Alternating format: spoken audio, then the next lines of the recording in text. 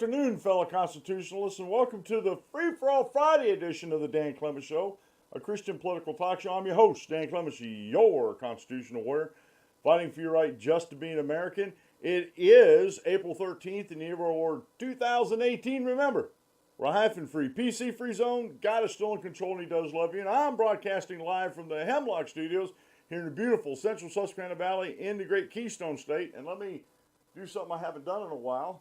I had to turn the fan. I forgot to turn the ceiling fan on. It is getting warm out. We're expected to hit 80 degrees today, and it is very warm already out. It was a warm night, and we are thankful to God that we finally got into some warm temperatures here. Now, today's show, I titled it, Facebook is not a free marketplace of ideas, and Zuckerberg wants it that way. I've been watching as much as I can the testimony with Facebook with Mark Zuckerberg, and the questions are asked and his answers in that. And one theme seems to come back on this whole thing, and that is the idea of government regulation. Oh, I want the government to regulate Facebook. What Mark Zuckerberg is really saying is he wants those regulations in there so he can stifle any competition that might be coming down the road. And there is some stiff competition that's already out there, that's already behaving the way it should in a marketplace of ideas. They want freedom of speech, and they want the person to be able to curate their own content, not the supplier of the content as far as like the platform, the social media platform. The biggest thing I find wrong with Facebook is that they want to curate your content, and they want to make sure that you're only getting content that they agree with. And in my mind, there's no doubt about that at all. I have been tracking stuff on Facebook for myself, posts that I post on my show page, the Dan Clements Show page on Facebook. There's been more than one instance, and actually it's in the dozens or a couple dozens instances where I'll post something on my page, my show page, and it never shows up on my linked account on the Dan Clements page, my personal page, which I have them linked because I want my friends to see that. I want my friends to see what I'm doing, the articles I'm looking at. I'll share them on my timeline on my show page, and that should show up on my Facebook time page. And there's been dozens and dozens of times that has not happened, and I had to go back in and physically do it on my regular Facebook page with my family and friends and acquaintances like to follow me. So there is something afoot at Facebook. They want to curate your news. They want to curate the content that you are seeing. And he's been quizzed about that. He's been questioned about that. He's been questioned about third-party apps like Cambridge Analytica, about privacy issues and stuff like that. And it's amazing to me. It is amazing to me how Facebook and Zuckerberg has gotten away with this for so long, and the other liberal social media platforms like YouTube and Twitter. Now, they're the big three, and you can probably, because YouTube's owned by Google and Alphabet, you can probably throw Google in there too, because that came up in some discussions and some articles I was reading last night, or some discussions on Minds and Gab.AI, which are the two other sources I use for social media.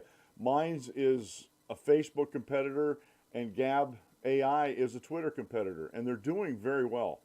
They're really, really doing very well.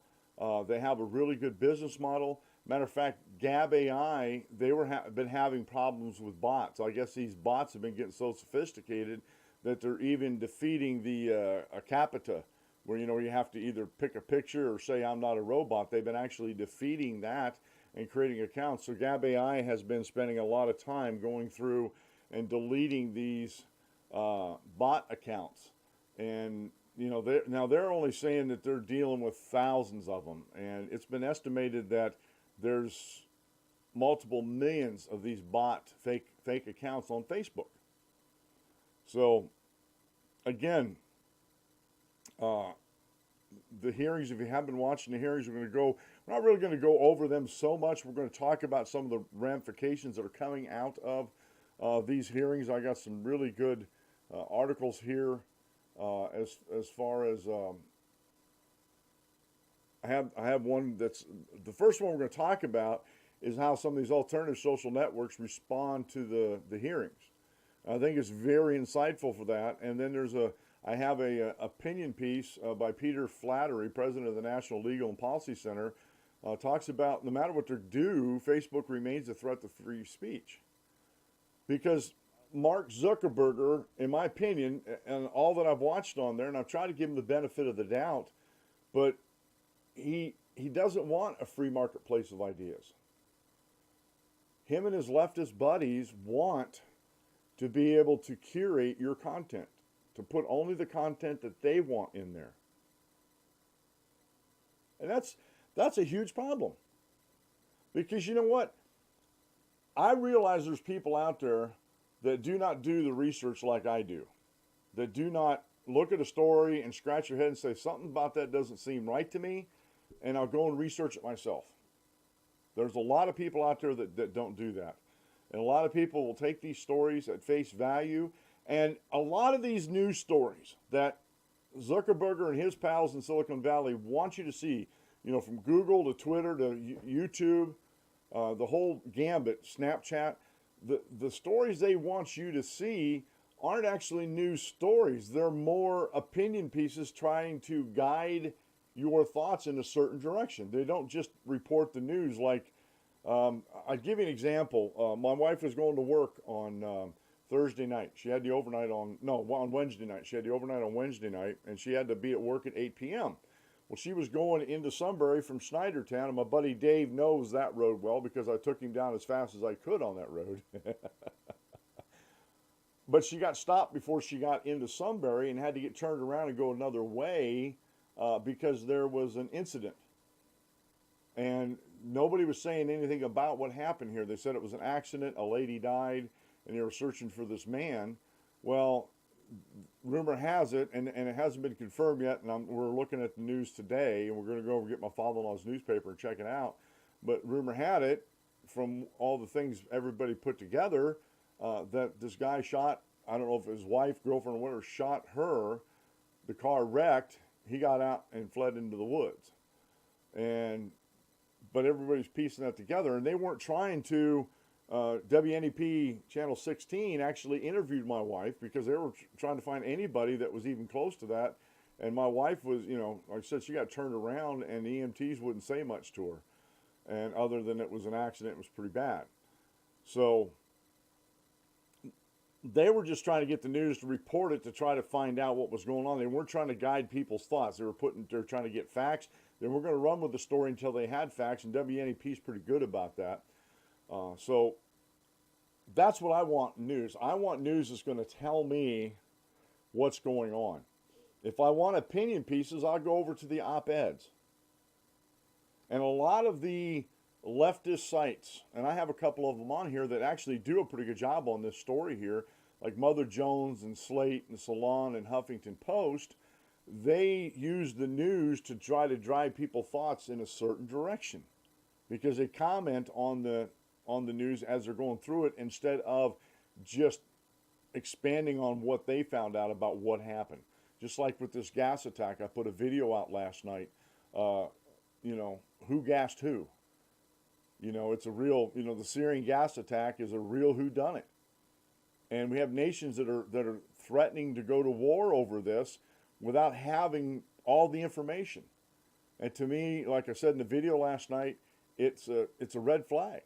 It's a false flag, I should say, because it just doesn't make sense that Assad would do that. And I put that out. I'm a commentator. I'm not a news anchor at all. I am a commentator. And that's all I want to be.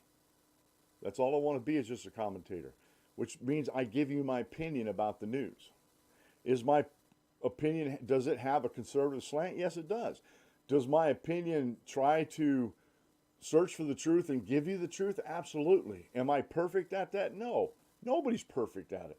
I think I'm better than most at it, but I'm not perfect at it. And I'm trying not to steer your opinion one way or the other when I talk about the news, but like I said, I will comment on it. And that is my commentary. That is my informed opinion about a subject. And I think I'm pretty well up on this also with Facebook and Twitter and YouTube. I've been using them, all three of them, for a long, long time. I'll pin it back to 2007. I don't know if I was using them before that. I remember using MySpace before I started my podcast. And this is one thing in comparison. MySpace came out and then Facebook came out, and Facebook became dominant over MySpace. But the one thing I never had to worry about MySpace, and a lot of people even said the same thing, it was a free marketplace of ideas. They didn't care what you put on there as long as you adhered to the terms of service, the community terms of service. So Facebook and a lot of these other social medias too out here make it very difficult to make your information private. Now, Gab, Minds, BitShoot, DTube, a couple other ones, but I'll just stick with the first three because they're the ones I use the most. DTube, I'm having a little trouble with. I upload videos and I go back to play them and they won't play. I don't know what's going on there. I sent a question. I haven't got anything back yet on that, so someone's hopefully checking on that. But I do use BitShoot. BitShoot, the owners of BitShoot cannot delete any of my videos. Only I can delete my videos. Same way with Minds and Gab. As long as I'm not violating the terms of service of the community standards, with like pornography and, pedophilia and stuff like that, I'm free to have, free to have at it, as it were.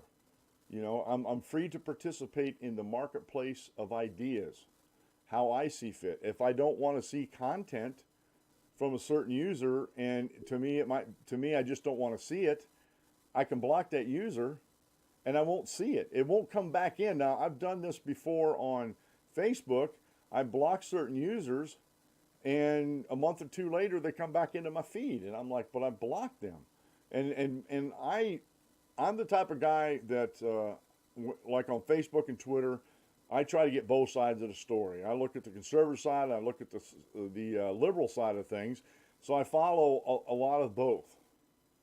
On social media, even on YouTube, I follow a lot of both to see what this side's saying, see what this side's saying, and usually the truth is somewhere in the middle between the two.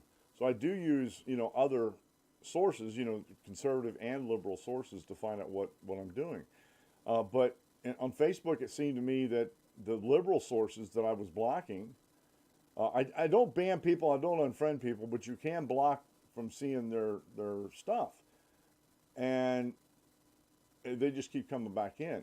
Now, I don't know if that's an error in the blocking software that they use or the algorithms or the coding that they do for that, but it just seems strange to me that I would keep blocking somebody and it wants to come back in. And like I said, now that may be something on me, being I'm not doing something right. I'm willing to admit that. I may not be doing something right when it comes to doing the settings on social media, but they don't make it easy. The liberal social media does not make it easy to protect your identity, to block certain people, anything. Now, the alternative, the free speech media, or social media that I call them, like Gab, Minds, and BitTube, especially Gab's and Mine, I can block a user straight from, I don't have to go to settings or anything. I can do it straight from, the message I'm looking at. I don't want to see any more from this, especially if it's gross or it's risque or something. I just don't want to see it. I'll block them. And I think they make it easier to do that. And they're fine with that. I'm fine with that. And I'm the one who can curate my, let me have a drink of coffee here. My old Back to Basic mug still holds coffee really well. Last thing I'll say about Facebook, one of the things one of the themes in the hearings was fake news. Now, Facebook has hired some very far left institutions to say what's fake news or not. And the one I have the biggest gripe against is the Southern Poverty Law Center. I'm a member of the Constitution Party, and as such, they have us as a hate group, which we're not. I don't know how I don't know where they get that. They don't tell you how they do it. They don't tell you what information they use to do that. They just do it. And so I have a big gripe against that. And what I tell folks on, and I've got a lot of applause on especially on Gab.AI about this. I told folks, because a couple times when this fake news thing comes up, I said, look, I says, I don't care if people putting out fake news or not. It doesn't bother me a bit, because you know what I do? I go confirm what they're saying with other sources, especially trusted sources that I found to be trustworthy. And if I found that this is truly fake news, I can, block it, or I can just ignore it, whatever you want to do with it. I think the end user should be the curator of what he or she or they, as a group, want to take in as far as what they want to read, what they want to see on their feeds and stuff like that, or what they want to share on their feeds. I think they are the final arbiter of what is or is not fake news. I don't think Facebook, Twitter, or YouTube should be involved in curating content that way, because there's always going to be a bias. There is always going to be a bias. I don't care if you're conservative or liberal. There's always going to be a bias in this, and the best thing you can do is just not touch it and let the end user decide for themselves if it's fake news or not. And let me tell you something about that. Because I got shamed on this early in Facebook about spreading, just going ahead and reposting something that was fake, or something that wasn't checked, or something that was found to be false.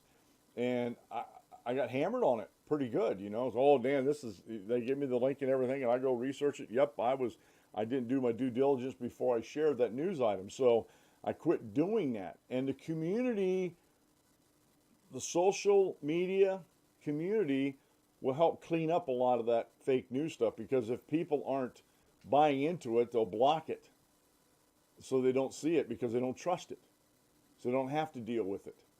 And the free market, and I'm a free marketer, folks, the free market is the best way to govern or clean up the business environment, to make it a good business environment. But the problem with the free market that leftists and progressives have, and make no mistake, Mark Zuckerberg is a progressive and a leftist. The problem that they have with that is that word free in there. Because that means you and me can make our own minds up of what we will or will not tolerate, what we will or will not accept, what we will or will not read, what we will or will not share. They don't want that, because that gets out of their narrative. That gets out of their echo chamber. I know I keep coming back to this, and I sound like a broken record, but it's true. It gets them out of their narrative. It gets them out of their echo chamber. And once they get out of there, they have no control of the message. Once they have no control of the message, then people see them for what they are. The liberals and progressives are like the emperor with no clothes. Once the truth gets out there, once you let the free market place of ideas work its magic, and it gets rid of the bad actors. Does that mean there'll never be bad actors in the future? No. There's always going to be bad actors, but guess what? Once you get the social networks used to being a free marketplace of ideas where they curate their own content, and they figured out that these people, all they want to do is stir up trouble, it'll be easier in the future to say, that's not true, research it a little bit, and say, you know what, I'm not going to tolerate this, and just block them from your timeline and everything. Just block them. And that, to me, that's better than any government regulation that they're going to come up with, because the only thing government regulation is going to do is stifle competition. And I've just come full circle on that. All right. Today's daily Bible reading comes out of the book of John, chapter 1, verses 15 through 18. Now, John was an apostle, and in verse 15 starts, John bore witness to him and cried out, saying, this was he of whom I said, he who comes after me is preferred before me, for he was before me. And of his fullness we have all received, and grace for grace. For the law was given through Moses, but grace and truth come through Jesus Christ. No one has seen God at any time. The only begotten Son, who is in the bosom of the Father, he has declared him. And this is a very important scripture in the Gospels, especially verse 18 to the end.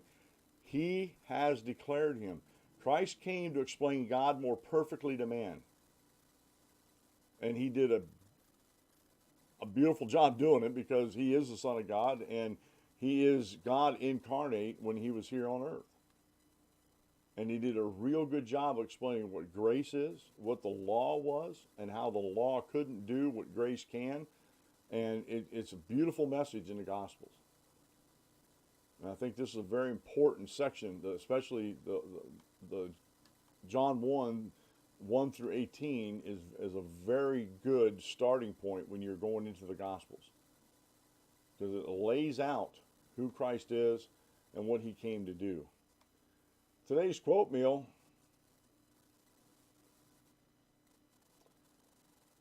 the vine dresser is never nearer the vine than when he is pruning it. And this is by an anonymous. You know, Christ said on many occasions, I am the vine, you are the branches.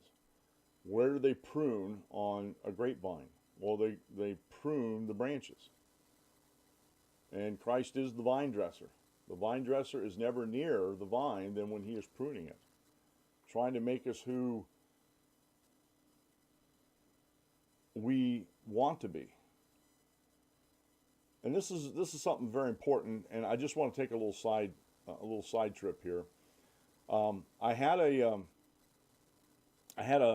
comment left on one of my YouTube videos that the person really liked what I was saying on one of my videos and really liked my channel, except she wasn't going to subscribe to it because of how I put my Christianity out there, and that I share things, with my Christian faith, and she just didn't like that because she doesn't believe in God.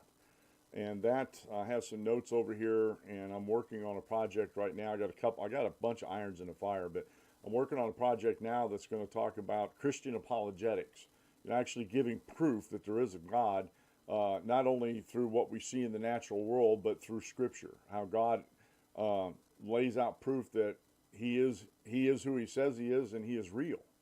And I want to do that in hopes of encouraging folks like that to take another look at the Scriptures and see that, what they've been told maybe all their lives, they think is a lie, which very well could be a lie. So that's one of many projects I have iron in the fire for. Today's short Bible lesson comes from our friend Wes McAdams over at radicallychristian.com. And it's start here to understand Jesus. What I noticed when I read Isaiah. Now, what Wes McAdams is doing is he's taking and reading a Bible book a day. He'll sit down however long it takes him, and he'll read through that whole Bible book, which means it's going to take him, 66 days to read through the Bible. And that's very ambitious. I know some preachers that do that, and he is a preacher, and I applaud them for that. And I'd like to be able to say I'd like to be able to do that in the future, but that's a big commitment. I'm not saying I'm not willing to do it, but I've never thought about doing it. But the book of Isaiah, if you want to understand Jesus, read the book of Isaiah first, and then go read, in my opinion, the Gospel of John first, after Isaiah, and that'll give you a whole new understanding of who Jesus is. Because I've done it. I've read the whole book of Isaiah, and I've read the Gospel of John I don't know how many times, and it really opens your eyes to who Jesus the Christ is. It really does. All right, now let's get over to starting on the Zuckerberg hearing, the Facebook hearings. I wanted to start off with this article here that talks about, let me get over here and transition over to that. It's a Breitbart article, exclusive. Alternative social networks respond to Mark Zuckerberg's hearing, by Charlie Nash. He posted this on the 11th, which was a couple days ago. The founders and CEOs of several popular alternative social networks, including Minds, Gab, and BitShoot, have revealed to Breitbart Tech their thoughts on Facebook CEO Mark Zuckerberg's 2 congressional hearings this week. Now, Minds, and I did a whole show a couple weeks ago, and I'll make sure we link to that, about the free marketplace of idea and social media. Minds is an open source social network that is frequently used as an alternative to Facebook. Privacy is a fallacy on Facebook, declared Minds founder Bill Ottman in a statement to Breitbart Tech. Facebook's testimony to Congress today spoke to the current scandals surrounding data, privacy, surveillance, censorship, and transparency. As proactive and idealistic as he claims to be, Zuckerberg did not offer a single fundamental change in operating procedures, only surface level distraction. The true path to solving these issues would be to opt all users out of data collection by default, open source all their software, and implement a zero knowledge principle with regards to their ability to access personal data, which I totally agree with. That's why I really like Minds. Now, again, Minds and Gab, and I'll just stick with Minds here, but Minds is not as big as Facebook yet. But guess where the folks from Facebook who are deleting their accounts, guess where they're going to? I see a lot of them in the news feeds coming over from Facebook, saying they're glad that they found Gab or Minds, and it works pretty similar to Facebook, and they said they're actually enjoying this now, that they think that they would be able to have better conversations over at Minds and not have to worry about people curating their content. And trust me, I'll tell you, there's some content out there that I don't particularly care for, and that's why I block it, but Minds is doing nothing to block it. And it's not that it's, like I said, they do have community, rules of service and stuff like that against pornography and sex trafficking and some other stuff like that, drug trafficking that. But I see a lot of people coming over to Minds. Now, read on here. The obvious reason they don't do this is that their revenue is reliant upon the exploitation of user data, not any sort of a sustainable or ethical model.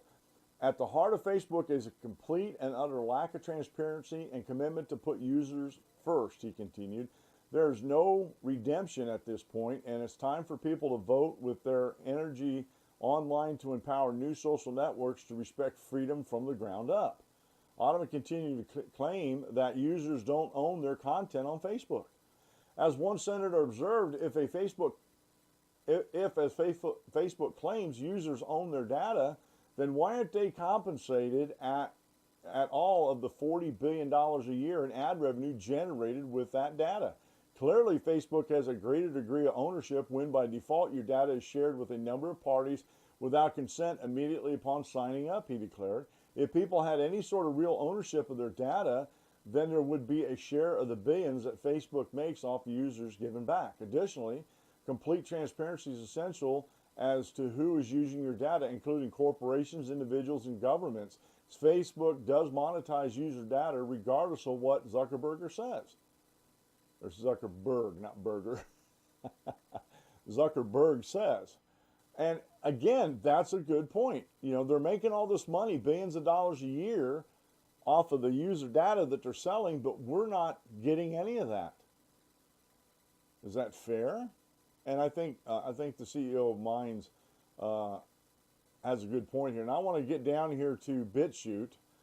Now, BitShoot is a peer-to-peer video hosting website and network which is frequently used as an alternative to YouTube. Zuckerberg is getting squeezed by the left for letting Trump win the election, claimed BitShoot founder and CEO Ray Vahey to Breitbart Tech.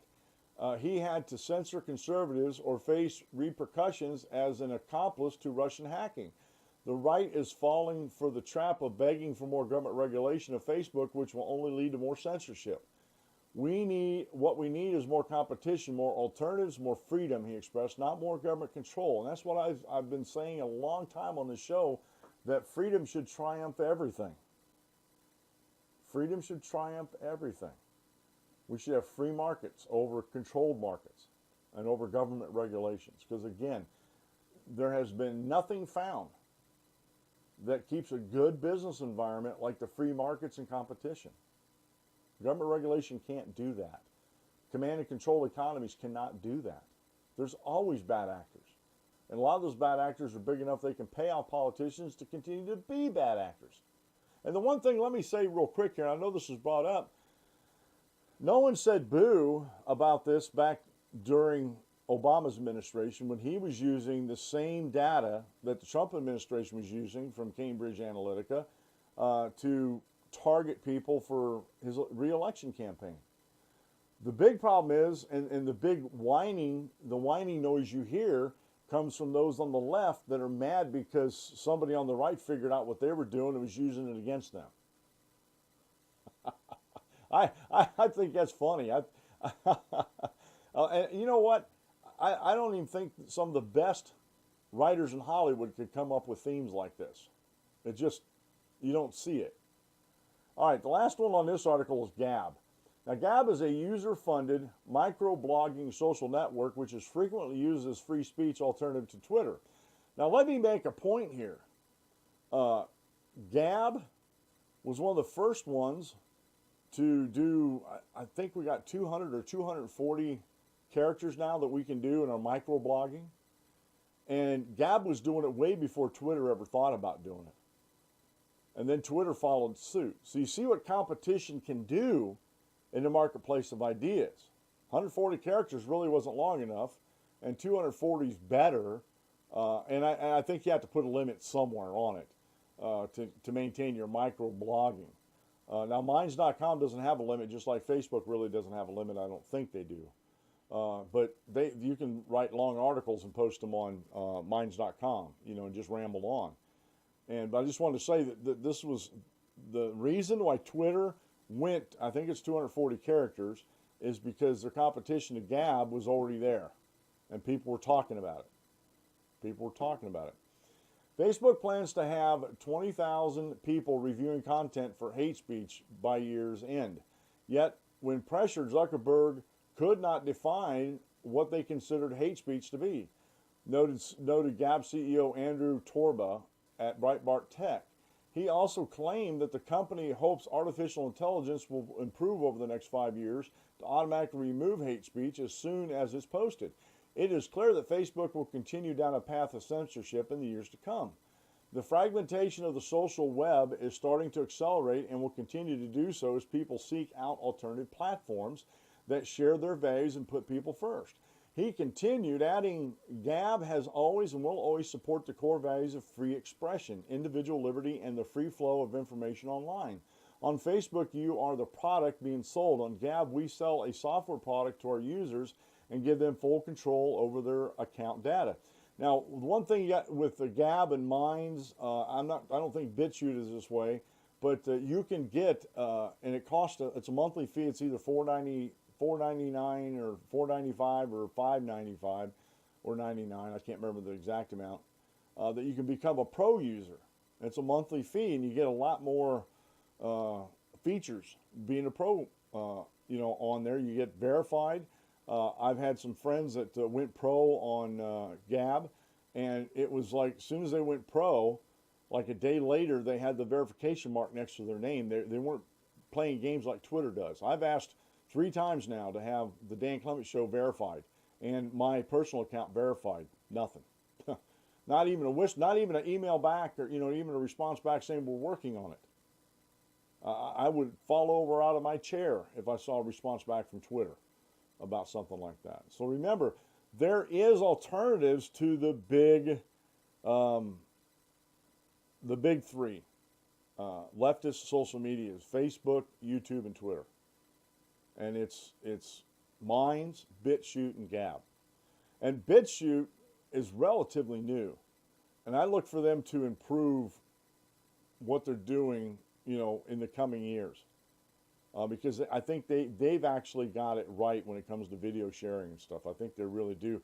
DTube is a lot like YouTube, and again, I think they have some bugs in their system because I can't, for whatever reason, I can't watch my videos on there. Maybe I'm not doing something right. It could be me, because I am kind of a dinosaur. See, I was raised before the computer era. The millennials, my son's generation, they were raised during it. They grew up during this. and the generations after them, Generation Next or X or whatever, have never known a time without cell phones, without computers, without notepads. You know, their whole life is online. They haven't known that. So this is something that again, needs to be addressed, but I don't think the government needs to address this. I think the free market can address this. And if we can keep the government, if we can keep the government out of regulating social media, going back to net neutrality, keep the government out of regulating the internet, the free markets will make it better and better and better. They really will. All right, the next article I want to get to is Facebook remains a threat to free speech. And this is, I found this on Daily Caller, and this is Peter Flaherty, President, National Legal and Policy Center. During his 2 days on Capitol Hill, Facebook CEO Mark Zuckerberg repeatedly denied that the company censors information and opinion which it disagrees, despite extensive evidence to the contrary. He was lying. He was lying under oath to Congress, okay? Facebook censorship is real. The National Legal and Policy Center has regularly had our Facebook postings delayed or rejected outright when they pertain to Black Lives Matters, which we have regularly criticized. It just so happens that Zuckerberg has, I want to call him Zuckerberg so bad. That's probably his nickname in school. Zuckerberg purports to value free expression, famously allowing the signature wall at Facebook headquarters. But when in 2016 Black Lives Matter graffiti was met with All Lives Matter, Zuckerberg could just not have it. He issued a memo calling such sentiments unacceptable and malicious and assured everyone that the company was investigating the current incidents. Before Congress, Zuckerberg insisted that Facebook wishes to be a platform for all points of view, with a few obvious exceptions like terrorism and what he called hate speech. That vague term that presumably to him includes phrases like all lives matter. Now let me stop the reading here because this has come up a couple times already. Hate speech is very subjective. What you consider hate speech, I may not. And what I may consider hate speech, you may not. So you're on a very, very slippery slope when you start trying to regulate speech at all. Again, let the end user determine for themselves if it's hate speech or not, if they're going to accept it or to reject it or not. That's the best way to do it. But again, we're talking about leftist progressives, folks, in Silicon Valley and these social networks that like to have the narrative, like to drive the narrative in their echo chambers. And that's exactly what Facebook is becoming, is an echo chamber. It's a very good example of what an echo chamber is.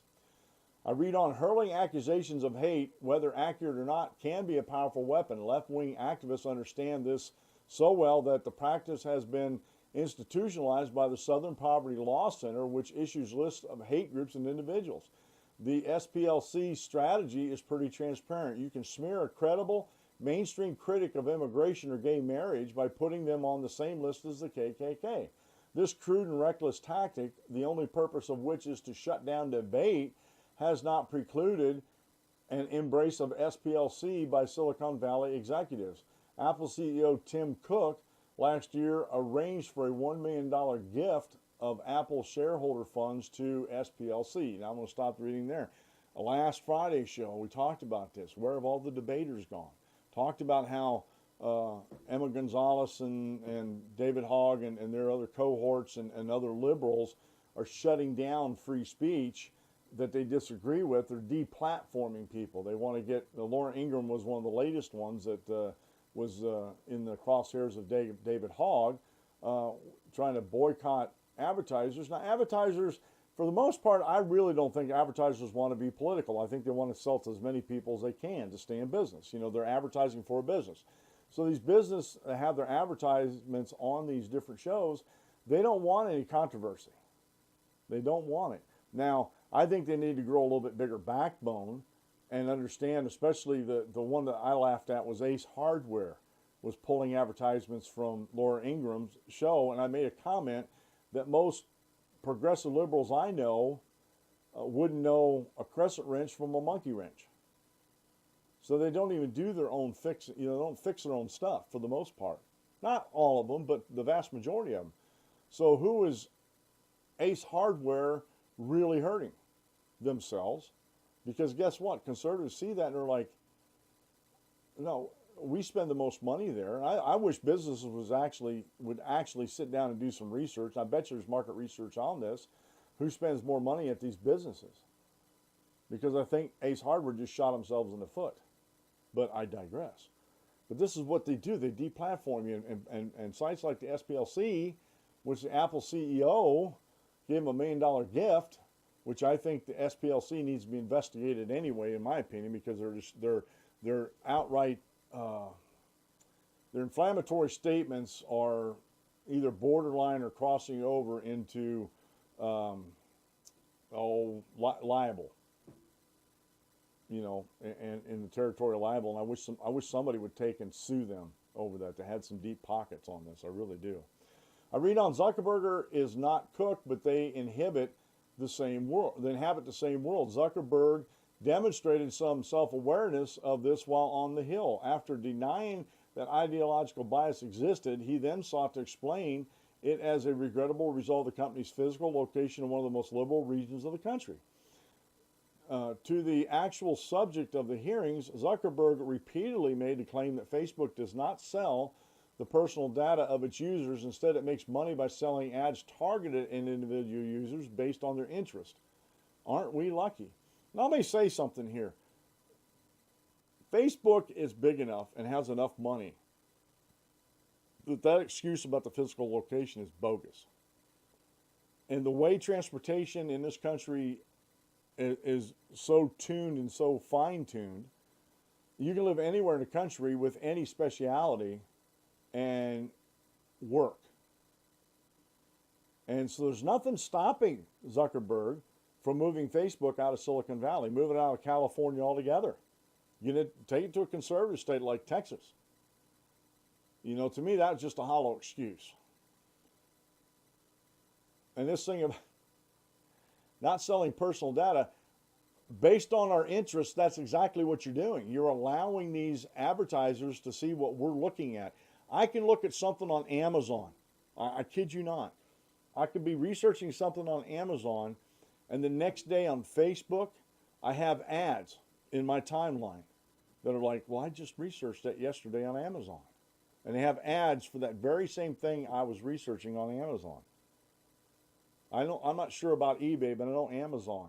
And so it's a vicious cycle when it comes to social media and advertisers or businesses that want to advertise. And they're absolutely selling your interest. That is your personal data. My interest in what I'm shopping for online is my personal data. And yet they're making money off it, and I'm not. Matter of fact, I spend money on my personal interest. I read on, of course, Facebook knows all about those interests because it collects data on the users every second they're logged in. While it is technically true that Facebook doesn't sell user personal data to third parties except when a mistake is made, it monetizes the personal data by using it to target the ads purchased by third parties. Without user data, Facebook would not make a dime. The only assurance that user data is not being directly sold are Facebook's corporate policies, which can change, and Zuckerberg's word, which is not very reliable.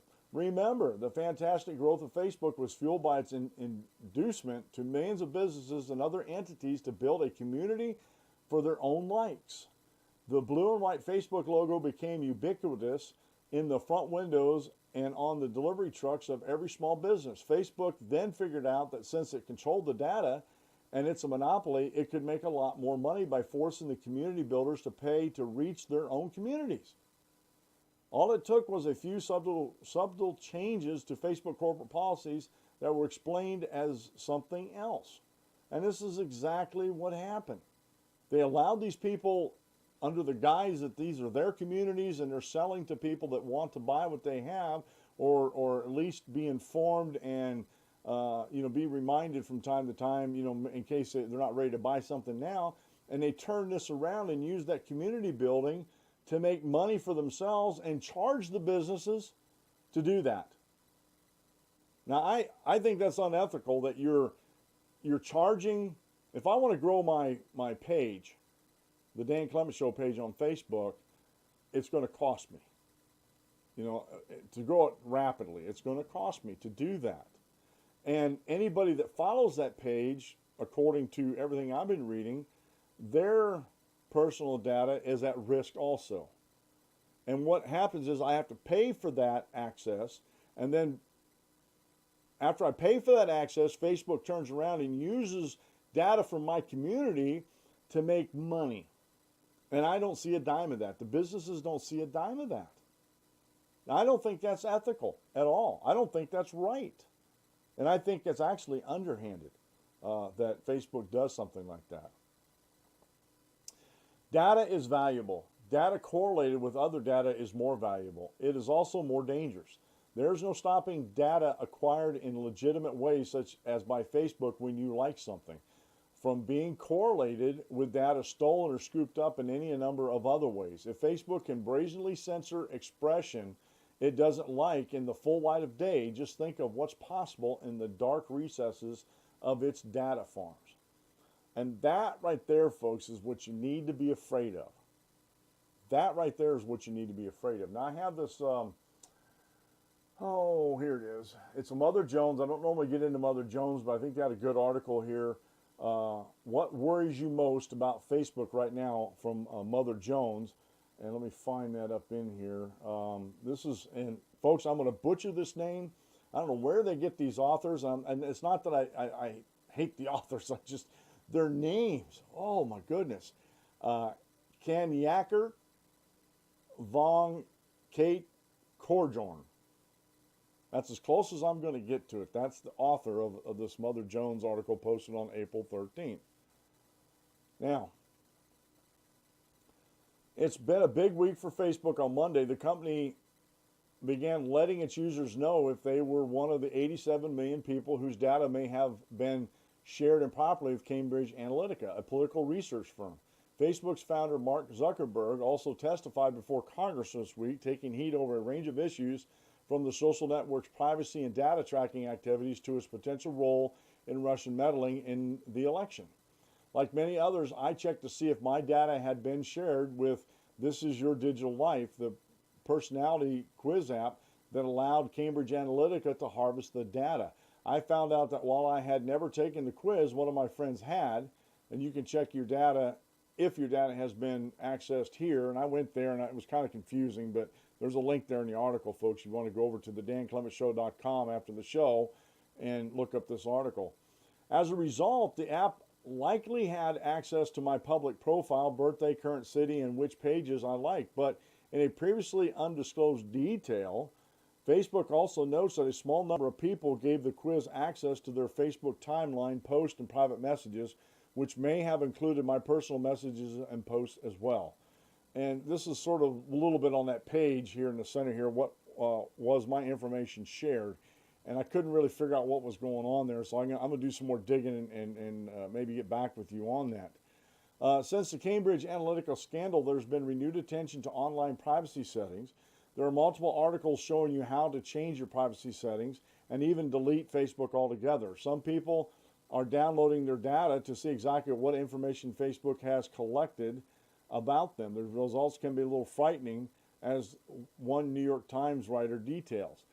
Even with these guides, it can still be confusing to understand exactly how much these sites know about you and your network.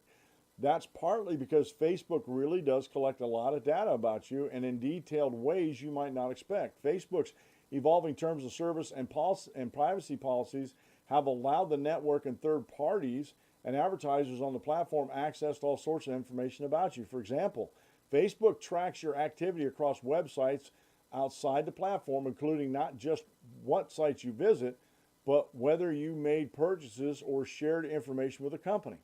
That's how it knows what ads should be targeted to you.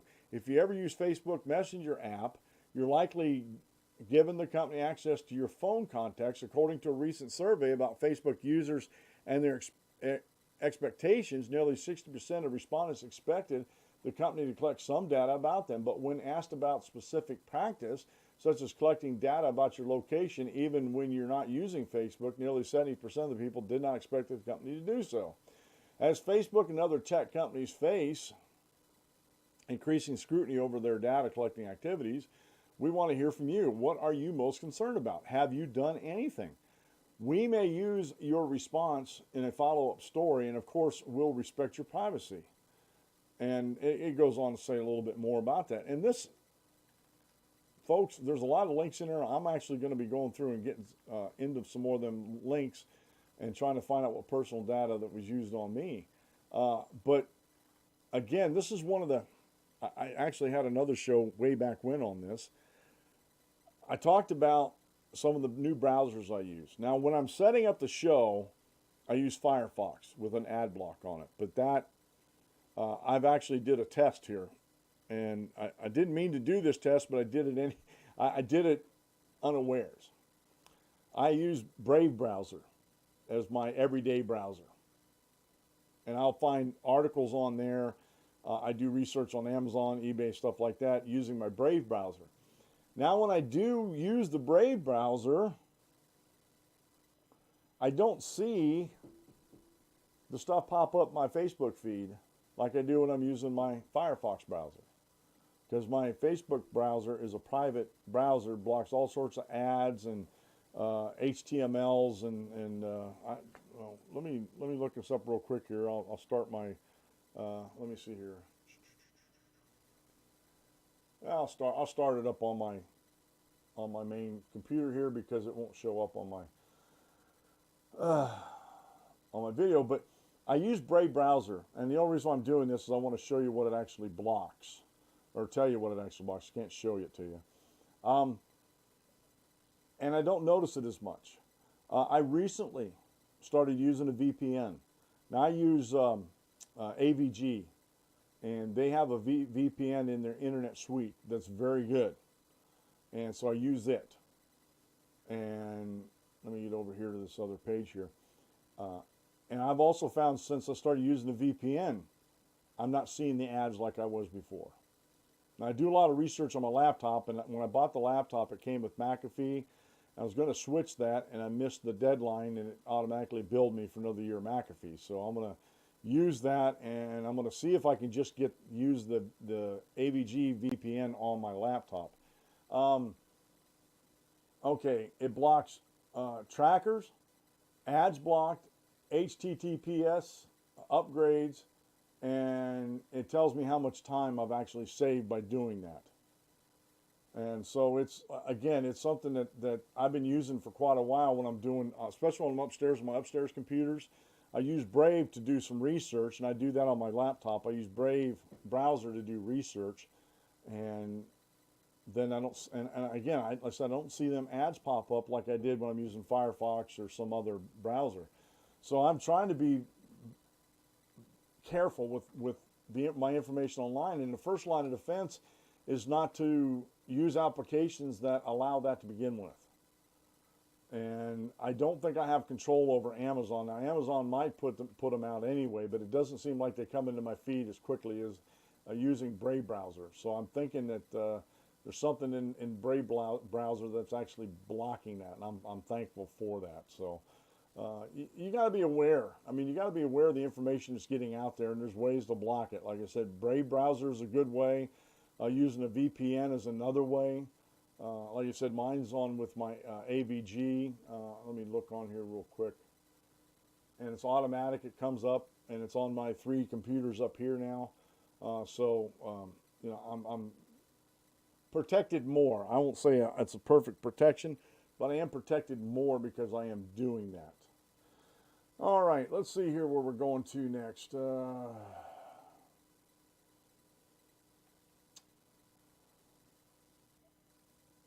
Oh, let me get down here to this. I got this Free Beacon article here. We're getting up to the top of the hour here. Tech Industries. Let me find it here. There it is. This is from the Washington Free Beacon. Tech industry insiders see hypocrisy in Dem questioning on Facebook. It's by Brent Shear. And I'm thinking, okay, what's new, right? Democrat questioning hypocrisy on Democrat questioning. This posted on the 13th. Experts in Silicon Valley's tech industry said it was difficult watching Democrats vilify Facebook tracking tools, knowing full well most of them are using the very tools they criticize to aid their re-election efforts. Democrats took a sharp aim at Facebook during testimony this week by CEO Mark Zuckerberg for tracking their activity. Senator Bill Nelson, Democrat Florida, warned during the first day of the hearings that none of us are going to have any privacy anymore because of Facebook, and complained that discussing his love of chocolate on the site led to chocolate ads. Senator Dick Durbin of Illinois said, he's Democrat also, said users should be notified of what information Facebook is collecting, who they're sending it to, and whether they asked me in advance of my permission to do that. And the reason why I brought this up is because some of these same Democrats were okay with the Obama administration using our intelligence apparatus to spy on a presidential campaign. They're okay with this because it was an opposition thing. You see where the hypocrisy comes in here. It was quickly pointed out by Mike Millikan, a longtime digital strategist for Republican campaigns, that both the Democrat senators and most of their colleagues are actively employing the Facebook tracking devices they're criticizing. Hidden on the campaign website of both Nelson and Durbin is something called a Facebook Pixel, a device in a website's code that allows campaign advertisers on Facebook to track how many people are navigating to the website from Facebook and what they are doing once they get there. The campaigns are then able to create audiences and retarget them based on what worked before. There's no notification on either site that a Facebook Pixel is tracking your activity, but using tools such as Ghostery, a browser plugin that scans codes and sites you visit and alerts what trackers have been added, makes it easy to determine where a Facebook Pixel is installed. And this is one of the things that Brave browser does. It actually stops those trackers.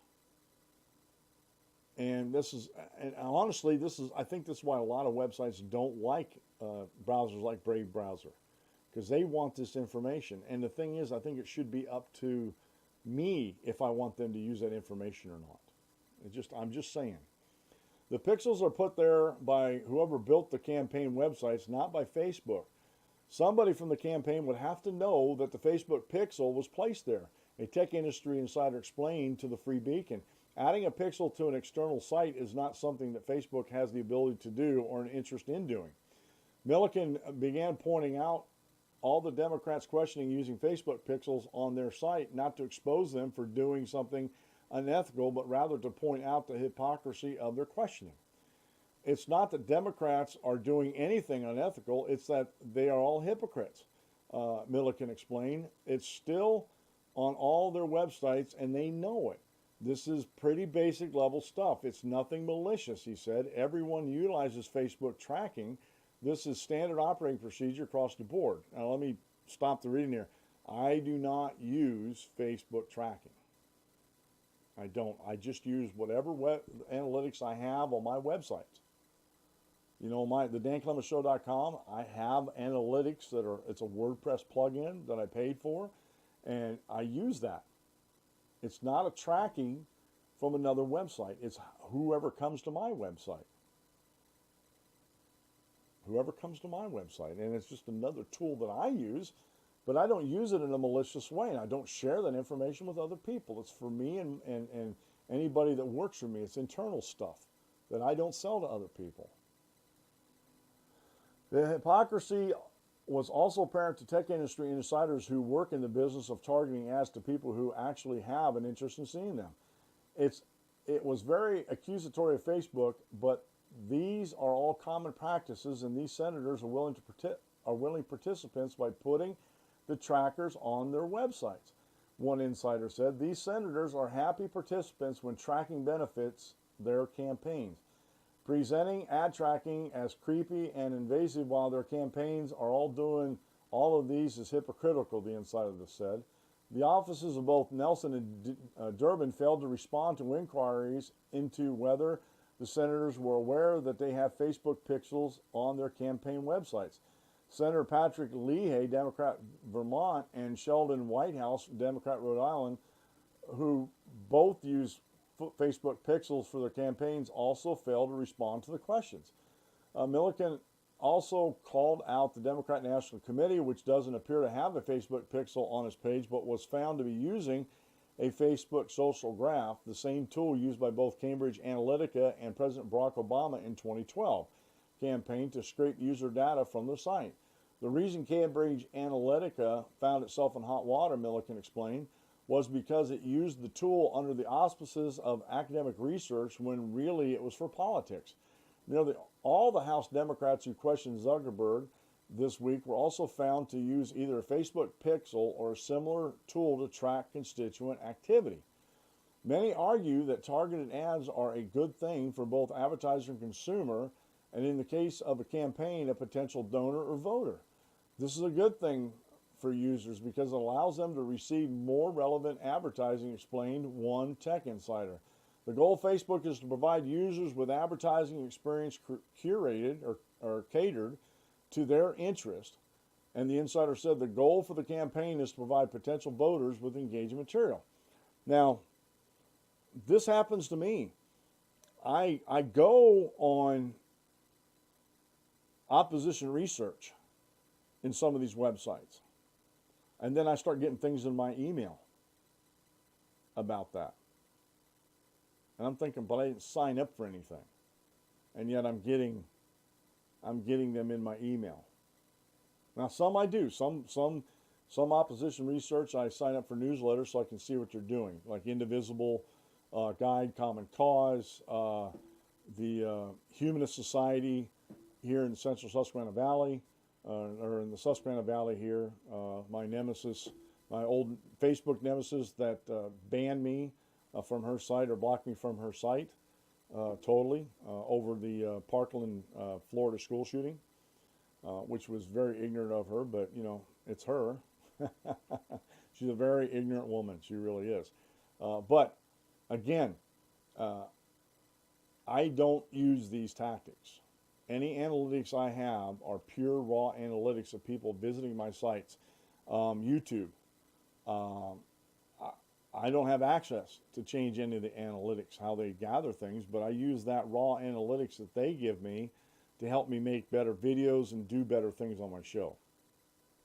And so, again, this is something that we really, really, really need to be aware of that's happening. I didn't know that the congressmen were actually still using this. That's I'm going to try to follow up on that. I'm going to put a note on my desk about that.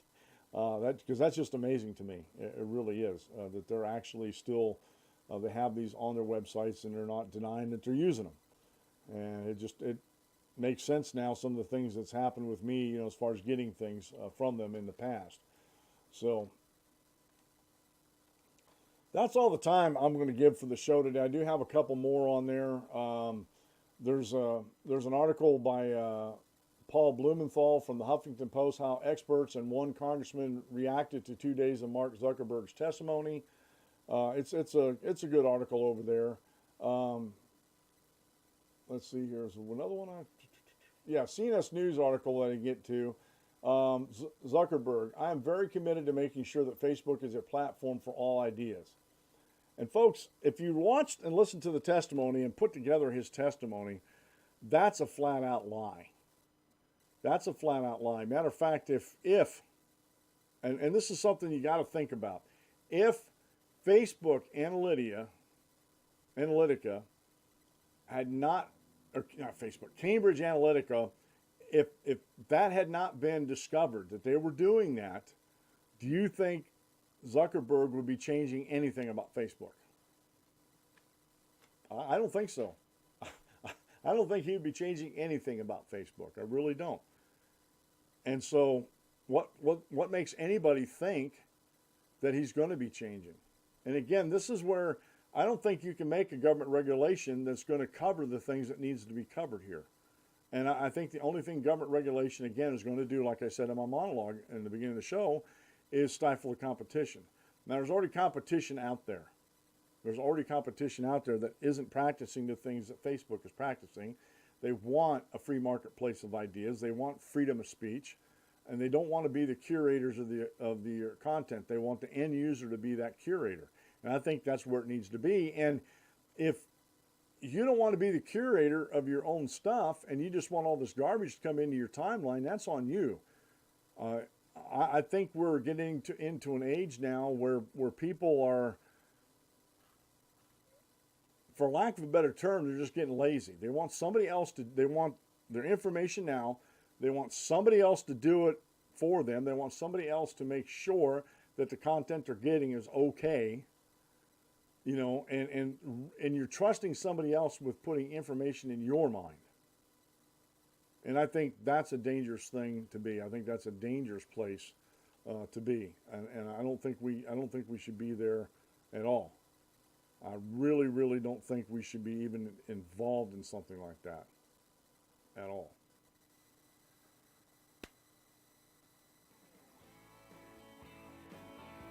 Oh man, that's the wrong one. Where did that one come from? Where did that one? I have not seen that one on there in a long time. There it is. That's the right one. That was my old back to basics stuff. Sorry about that, folks.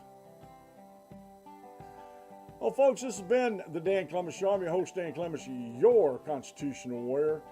Remember, if you aim at nothing, you hit it every time. If you enjoyed this video, please subscribe and hit the notification button, because YouTube's changed some things, and if you don't hit the notification button and you don't watch some of the videos, you'll stop getting notifications for the videos. And I think they need to fix that. But please subscribe and hit the notification button. Give me a thumbs up or thumbs down. And if you do, either way, please leave me a comment. Take a couple seconds out of your life. Leave me a comment either way. Share the video with your friends on social media, whether it's on the left social media or on the free market social media. And remember, I also have a Patreon account and a PayPal account for folks that want to help support the work that I'm doing here. And I appreciate any amount that you can give me, from $1 on up to $1,000 a month. Whatever you want to do. Like I said, I have a Patreon. You can do a one-time contribution, and you can do a monthly contribution. It's really up to you. Folks, it's been a pleasure today. Glad to be with you. God bless. And remember, on Sunday, attend a church of God's choice, not your choice. And we'll see you in the next video.